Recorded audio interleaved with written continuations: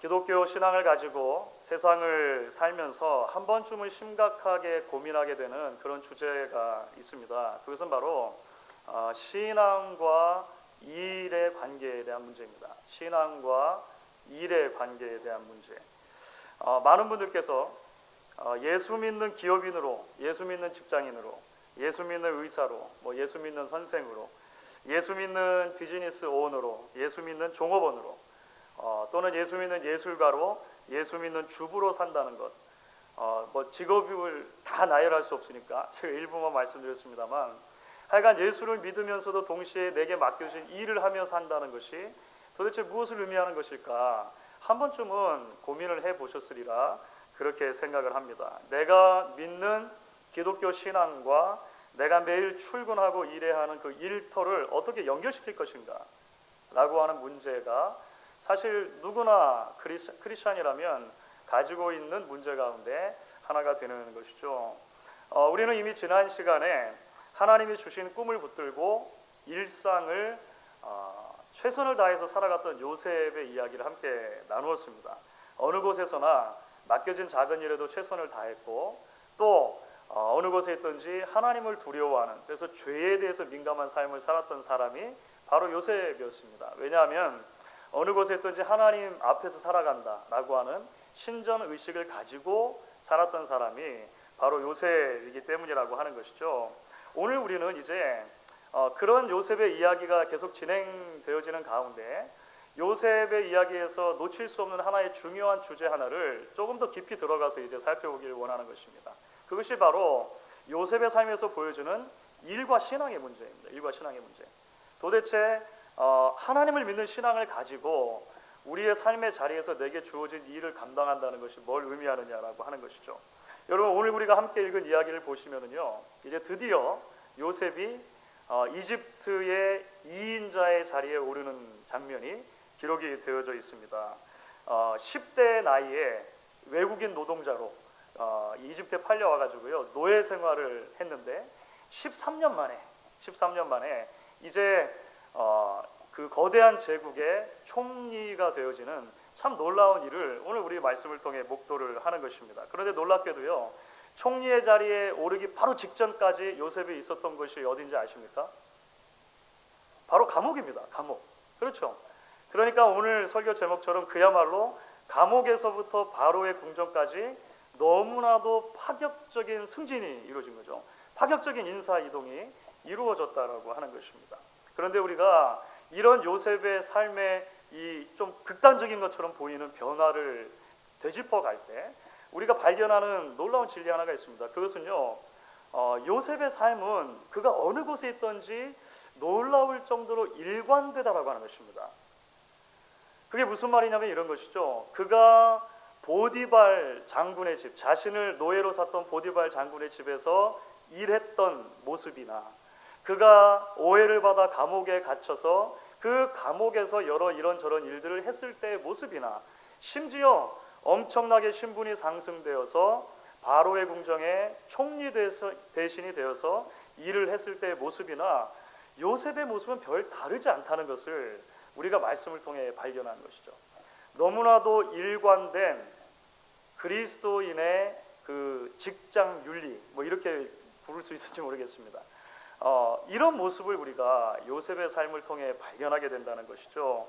사실 여러분, 신앙과 일이라고 하는 주제는 대단히 큰 주제입니다. 그래서 한 주의 설교로 다루기에 참 힘든 부분이 있습니다만, 오늘 우리가 적어도 요셉의 이런 삶, 특별히 애굽의 총리 대신에 이르기까지 요셉이 지나온 삶과, 그리고 총리가 되어서 어떤 식으로 요셉이 실제로 그 일들을 감당했느냐라고 하는 모습을 살펴보면서 우리들이 기독교 신앙과 일터 사이를 어떻게 연결시킬 수 있을 것인가에 대한 성경적인 가르침의 핵심을 우리가 조금 나누어 보려고 하는 것입니다.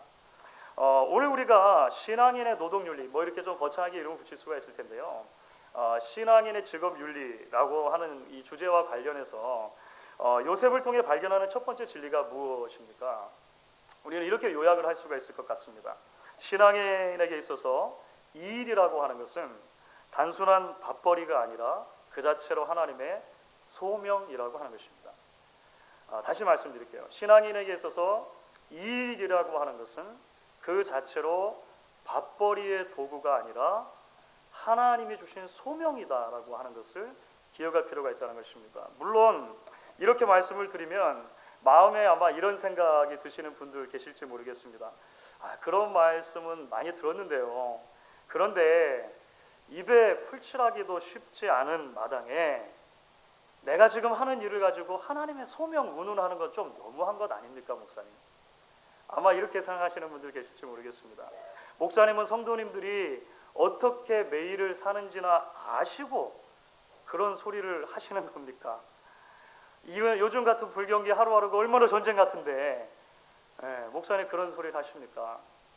아마 이야기하실지 모르겠습니다. 사랑하는 여러분, 그런 생각이 이해가 안 되는 것도 아닙니다. 그렇죠. 실제로 여러분이 살아가시는 삶의 현장이 얼마나 치열하십니까? 여러분 얼마나 고되고 힘든 삶을 살아가십니까? 주일을 지내고 월요일 아침에 출근을 할 때면 교회 사무실 책상에 앉아서 이제 주일 출석표를 펼치고 우리 성도님들의 얼굴을 한 분 한 분 떠올립니다.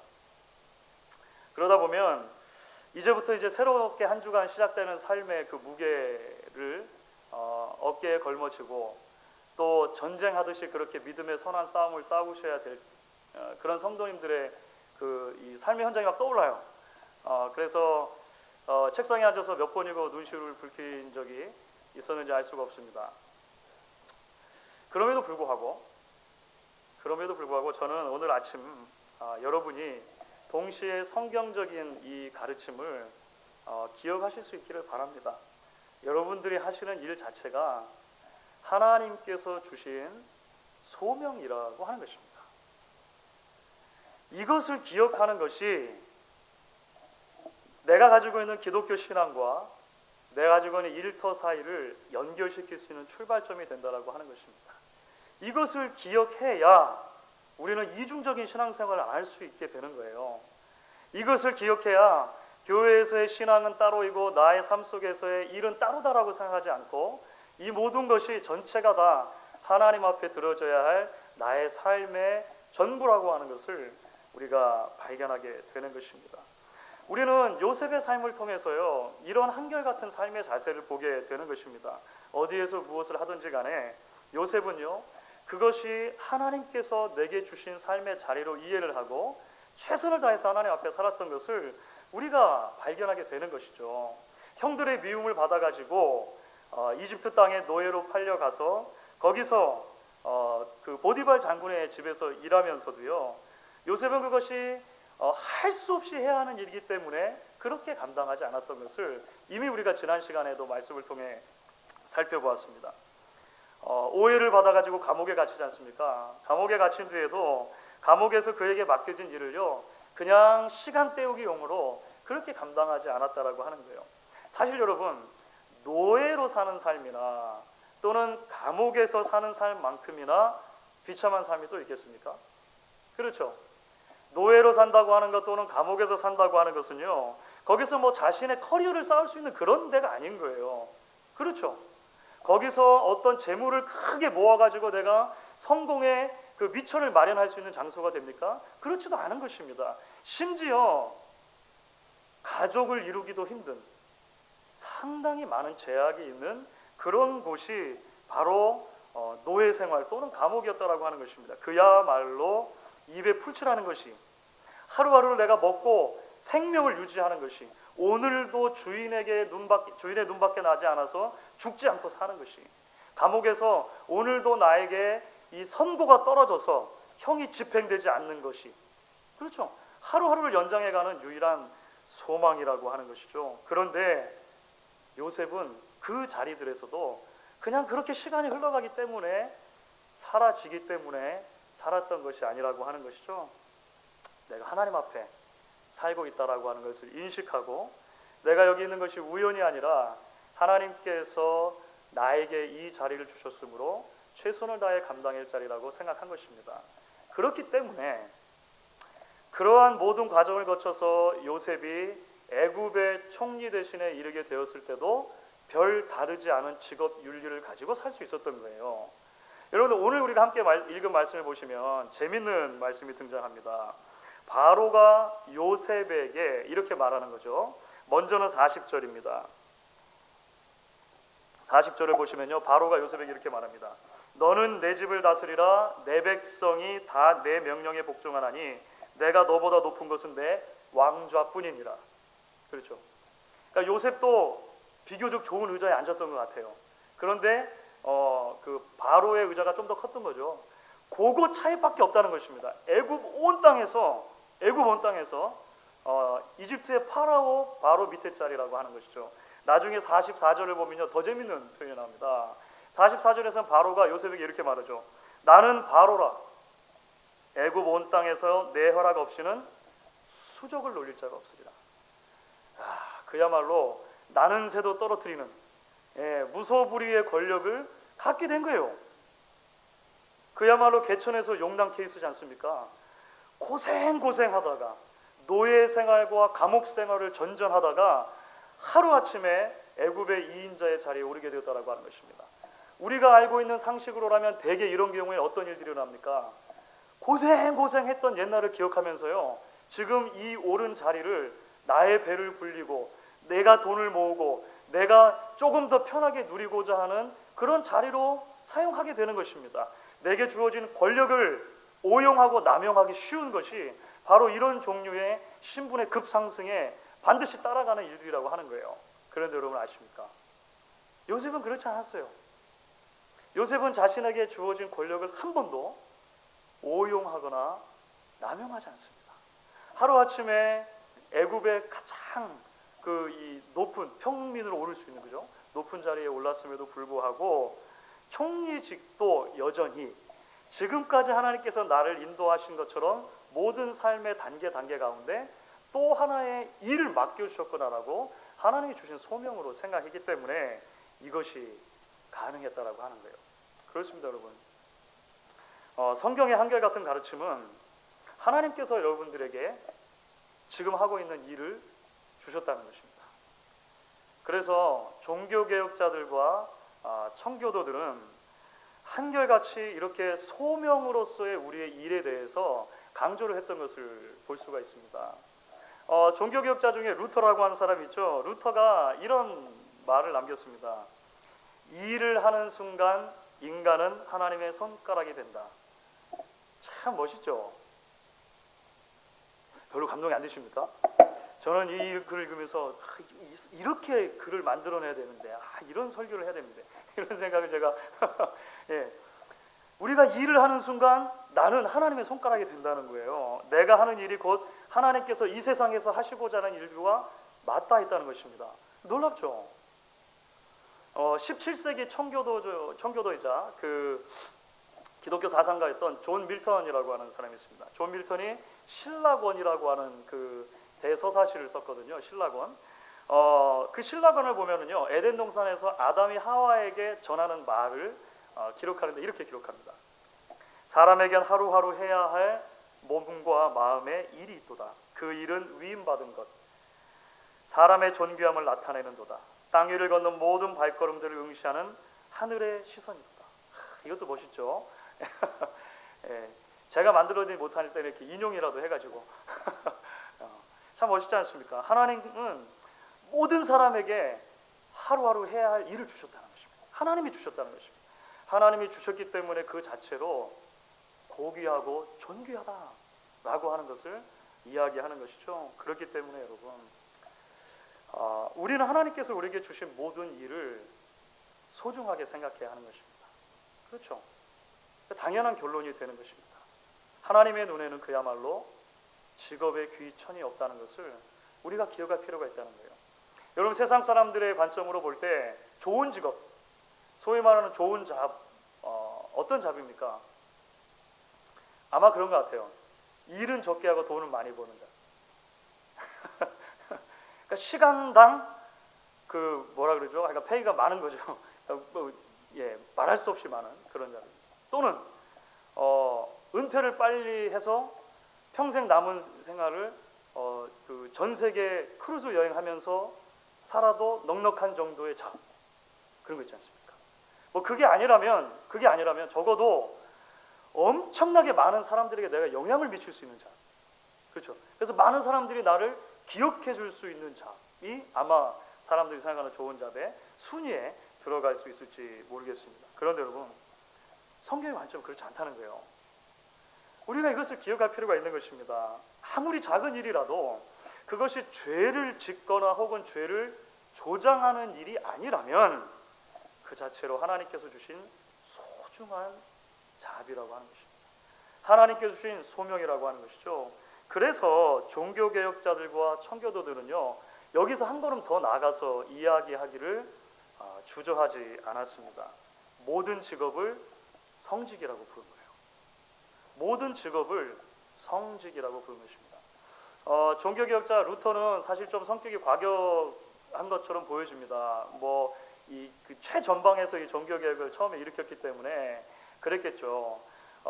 본인이 그 카톨릭의 신부였다가 거기서 이제 나와서 지금 현재도 기라성 같이 권력을 장악하고 있는 카톨릭을 향해서 이야기했다는 것을 여러분 마음속에 생각해 보시면 이 굉장히 과격한 말인데요. 루터가 이런 말을 남겼습니다.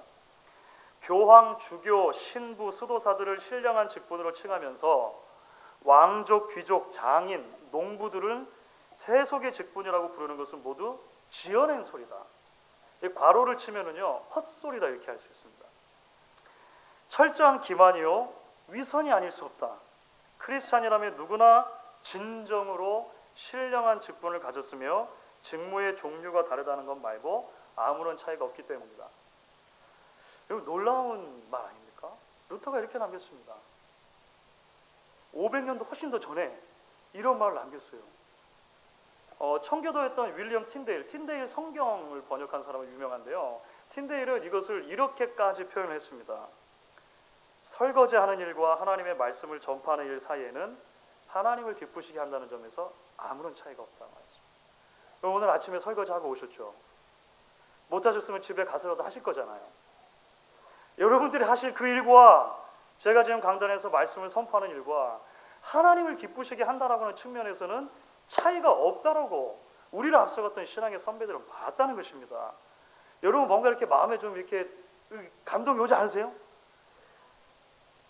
교회에서 안수받은 저만 성직자입니까? 그렇지 않다는 거예요. 저도 성직자이고 여러분도 성직자다라고 하는 것이 사실은 성경과 개혁주의 신앙의 굉장히 중요한 가르침이라고 하는 것입니다. 이 영광스러운 사실을 여러분들이 믿으셔야 하는 거예요. 그래서 이 영광스러운 사실을 믿는 순간 우리가 매일매일 일터에서 하는 일은요, 그 의미가 훨씬 커지는 것이 되는 거죠. 단순하게 나의 배를 불리고 재물을 좀 쌓고 내가 편하게 먹고 살기 위해서 하는 일이 아니라는 것이 금방 드러나는 것입니다. 왜냐하면 그 자체로 성직이기 때문이고 하나님의 소명이기 때문이라고 하는 것입니다. 그렇다면 여러분, 이제 좀 더 나아가서 구체적인 얘기를 해봐야 될 것 같습니다. 신앙인에게 있어서 일이라고 하는 것이 단순한 밥벌이의 도구가 아니라 그 자체로 하나님의 소명이다라고 하는 것을 붙들고 산다는 게 도대체 뭘 의미하냐는 거죠. 그렇죠? 조금 막연하니까 그것이 도대체 구체적으로 우리에게 어떻게 적용될 수 있을까? 우리는 사실 요셉의 삶을 통해서 보여주는 그 일관된 신앙 윤리가 있다고, 그 직업 윤리가 있다고 말씀드렸잖아요. 그 모습 속에서 이렇게 아마 적용해서 이야기를 할 수가 있을 것 같습니다. 그것을 정리하면 이런 것이죠. 직업은 우리가 그것을 통해서 하나님을 섬기고 동시에 사람을 섬기는 자리여야 한다라고 하는 것입니다. 그러니까 조금 더 구체적으로 우리에게 가져와서 이야기하는 것입니다. 직업은 우리가 그 직업 자체를 통해서 하나님을 섬기고 이웃을 섬기는, 사람을 섬기는 자리라고 하는 거예요. 그러니까 이렇게 설명할 수 있겠죠. 나의 직업이 곧 하나님의 소명입니다 라고 고백하는 것은요, 나의 일터가 내가 하나님을 얼마나 사랑하는지를 증명해내는 자리라고 하는 거예요. 나의 일터가 하나님의 소명입니다 라고 하는 것은요, 나의 일터가 곧 내가 이웃을 얼마나 사랑하는지를 증명해내는 자리라고 하는 것입니다. 여러분, 우리는 요셉의 이야기를 통해서 이러한 두 가지 진리를 명확하게 보게 되는 거죠. 요셉은 그가 어디를 가든지 그곳에서 하나님을 섬기고 동시에 사람을 섬기는 사람으로 살았다라고 하는 것입니다.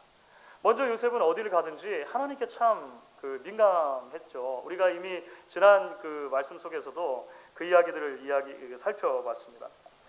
하나님의 그 부르심에 민감했고, 하나님의 관심에 민감했고, 하나님의 말씀에 민감했던 것이 요셉이라는 것을 우리는 알 수 있습니다. 작은 일 하나를 감당하더라도 하나님의 지혜를 구하죠. 하나님께서 말씀해 주시기를 기대했습니다. 맡겨진 일에 최선을 다하면서도 그 맡겨진 일이 하나님의 말씀에 어긋나는 일이라면 단호하게 그것을 거부할 줄도 알았던 것이 그래서 요셉의 삶이라고 하는 것입니다. 여러분, 특별히 요셉이 애굽의 총리가 되기까지 아주 결정적인 계기가 있습니다. 그 결정적인 계기가 뭐냐면 꿈을 해석해주고 요셉의 총리가 애굽의 총리가 됐습니다. 그렇죠? 오늘 우리가 읽지는 않았습니다만, 그래서 40장과 41장에 보면 그 꿈을 해석하는 이야기가 나와요. 첫 번째는 그 감옥에 갇혀 있던 그 애굽의 관리들, 고위 공직자들의 꿈을 해석해 줍니다. 나중에는요, 바로의 꿈도 해석을 해줘요. 그렇죠? 그래서 꿈을 해석하다가 하여간 이제 그 자리에 이르게 된 거는요. 그런데 요셉이 그 사람들의 꿈을 해석해 줄 때마다 이야기했던 것이 있습니다. 그것은 무엇이냐면 해석은 하나님께 있는 것입니다. 이렇게 말해요. 해석은 하나님께 있습니다. 40장 8절에서도 그렇고 41장 6절에서도 그렇습니다. 공이 말하는 거예요. 해석은 하나님께서 있습니다. 여러분, 이게 왜 중요할까요? 그냥 아무나 할 수 있는 말이잖아요. 사실은요, 고대 근동의 여러 나라들에는요, 꿈을 전문적으로 해석하는 집단이 있었습니다. 이집트도 다르지 않았어요. 그러니까 누군가가 꿈을 꿨을 때 그 꿈을 전문적으로 듣고 해석해주는 일을 하는 사람이 있었다는 거예요. 41장 8절을 보시면은요, 그 사람들을 뭐라고 말하냐면 점술가와 현인들이라고 말하는 겁니다. 고고학으로 발견된 자료들을 보면은요, 이집트에서 발견됐고 메소포타미아에서 발견됐는데요, 꿈의 책이라는 책들이 발견됩니다. 그러니까 Book of Dreams라고 하는 그런 그 책들이 발견돼요. 거기에는 여러 종류의 꿈들이 있고요, 이런 꿈일 때 어떻게 해몽을 해야 되는가라고 하는 설명서가 있습니다. 그러니까 이런 집단들은 뭐 하는 사람들이냐면 공부하는 사람들이에요. 그래서 꿈을 공부해가지고 꿈에 어떤 것이 나타났을 때는 이렇게 해석할 수 있다라는 그런 큰 그 통계 안에서 꿈을 해석하는 사람들입니다. 바로의 궁전에 이 꿈을 해석하는 사람들이 있었어요. 그러니까 꿈은 그렇게 기술적으로 풀어가는 것입니다. 그들이 볼 때는 과학적인 거죠. 예, 그렇죠. 그들이 볼 때는 그런 과학적인 방식을 통해서 풀어가는 것인데, 요셉은 뭐라고 얘기하냐면 그게 아닙니다. 그게 아닙니다 말하는 거예요. 나는 하나님의 사람입니다. 그러므로 당신들의 꿈을 하나님께서 해석해 주실 것입니다. 꿈의 해몽은 하나님께서 하셨습니다. 고대 가장 강력한 제국 중에 하나였던 이집트의 최고 권력자 앞에서도 요셉이 그렇게 말할 수 있었다는 것이 참으로 놀랍죠. 여러분, 요셉이 이렇게 하나님께 민감하게 반응하며 이제 살게 되었을 때 그의 삶에 나타난 또 하나의 중요한 특징이 있습니다. 그것은 뭐냐면요, 이미 앞서도 살펴봤지만 요셉의 삶을 통해서 일하시는 하나님의 손길을 주위의 사람들이 발견한 거예요. 그렇죠. 보디발도 그렇게 했고요, 감옥에 있었던 간수장도 그랬습니다. 나중에는 바로와 바로의 신하들도 요셉을 통해서 일하시는 하나님을 발견한 거예요. 그런데 그렇게 요셉을 통해서 일하시는 하나님의 손길을 발견했을 때 사람들이 보여준 동일한 반응이 있습니다. 그게 뭐냐면요, 요셉에게 한번 일을 맡기면 뒤돌아보지 않았다는 것입니다. 보디발 장군도 그랬고 간수장도 그랬고 바로도 그랬습니다. 요셉에게 일단 뭔가를 맡기잖아요. 그러면은요, 더 돌아볼 필요가 없는 거예요. 점검하고 체크할 필요도 없는 것입니다. 요셉에게 가봐라. 요셉에게 다 내가 맡겼으니까 거기 가서 찾아봐라. 이렇게 하는 거예요. 여러분, 참 멋지죠. 멋지죠. 그 사람이 파는 것이라면 두말 않고 믿고 살 수 있는 신앙인 장사꾼. 그렇죠. 그 사람이 빨아주고 달아주는 옷이라면 뭐 다시 한번 볼 필요도 없이 그냥 믿고 입을 수 있는 신앙인 세탁소 주인. 그 사람이 고쳐주는 것이라면 앞으로 내가 한참은 더 쓸 수 있다고 의심도 없이 묻지도 않고 따지지도 않고 그냥 믿고 가져올 수 있는, 그 사람이 부르는 가격이라면 뭐 딜을 할 필요가 없는 거예요. 안 속일 거니까. 그렇죠. 그냥 가져올 수 있는 그런 사람. 그 사람이 해주는 머리라면 거울도 안 보는. 제가 저희 교회 그 직업군 중에 몇 가지만 언급했습니다. 혹시 빠진 직업군이 있더라도 서운해하지 마시고, 다 언급할 수 없으니까 제가 그냥 말씀드린 거예요. 그런 거 있잖아요. 하여간 그 사람이 하는 일이라면 뒤도 안 돌아보고 그냥 맡겨도 된다라고 할 정도로 내가 하나님을 섬기고 하나님을 민감하게 그 받드는 과정이 나의 일이라고 생각한다면 그렇게 세워져야 되지 않겠냐라고 하는 것입니다. 사랑하는 여러분, 매일매일 여러분이 일하시는 자리가 하나님을 섬기는 자리가 되고 있으십니까? 여러분의 일터가, 여러분의 가정이 하나님을 예배하는 자리가 되고 있으시냐고 하는 것입니다. 여러분, 이제 동시에 우리가 요셉에게 있어서 자신의 맡은 일은 하나님을 섬기는 자리였을 뿐만 아니라 사람을 섬기는 자리였다라고 하는 것도 우리가 놓칠 수 없이 발견하게 되는 진리가 됩니다. 그러니까 요셉의 이야기를 통해서 우리가 그 일관되게 보는 것이 있죠. 요셉이 가는 곳마다 사람들이 복을 받아요. 그렇죠. 요셉만 복을 누리는 것이 아니라, 요셉만 잘 되는 것이 아니라 주변의 사람들이 잘 되고 복을 받는 것을 요셉이 가는 곳마다 보게 되는 것입니다. 그런데 우리가 이런 과정에서 발견하는 중요한 관찰이 있어요. 어떻게 해서 요셉을 통해 많은 사람들이 복을 받게 되느냐라고 하는 거죠. 그 중간에 링크가 무엇일까라고 하는 것인데요. 보디발의 아내의 경우처럼 이게 명백하게 죄와 관련된 것이 아니라면 거의 모든 경우에 있어서 요셉은요, 사람들의 필요에 굉장히 민감하게 반응하는 사람이었다는 것을 알게 됩니다. 여러분, 요셉 이야기를 쭉 읽다 보면요, 우리가 그런 것들을 보게 되죠. 요셉은요, 사람의 필요를 늘 잘 보고 늘 그의 관심이 사람의 복지에 있었다는 것을 보게 됩니다.